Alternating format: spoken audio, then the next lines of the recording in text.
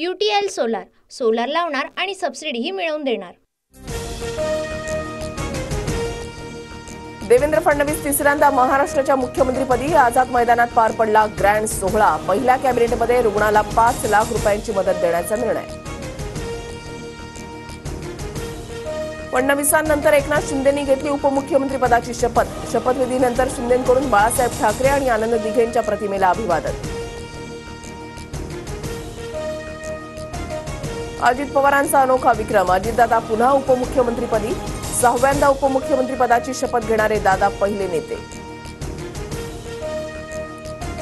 उपमुख्यमंत्रीपदाची शपथ घेतल्यानंतर एकनाथ शिंदेंना पंतप्रधान मोदींनी दिल्या शुभेच्छा, तर अजितदादांच्या पाठीवरही मारली कौतुकाची थाप।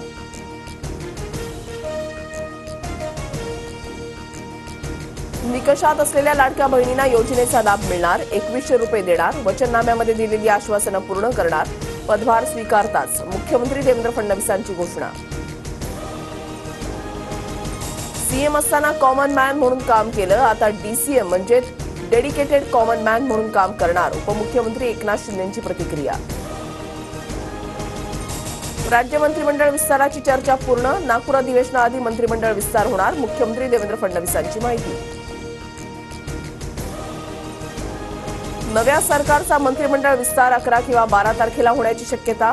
भाजपचे 11 ते 12, शिवसेनेचे 8 ते 9, तर राष्ट्रवादीचे 8 ते 9 मंत्री शपथ घेण्याची शक्यता। सूत्रांची माहिती। शपथविधीनंतर विशेष अधिवेशनाची घोषणा। विधानभवनामध्ये 7, 8, 9 डिसेंबरला विशेष अधिवेशन। विधानसभा अध्यक्षांची निवड अधिवेशनामध्ये होणार। आज भारतरत्न डॉक्टर बाबासाहेब आंबेडकर यांचा 68वा महापरिनिर्वाण दिन। बाबासाहेबांना अभिवादन करण्यासाठी राज्यभरातून अनुयायी चैत्यभूमीत। शिवाजी पार्क परिसरात मोठी गर्दी।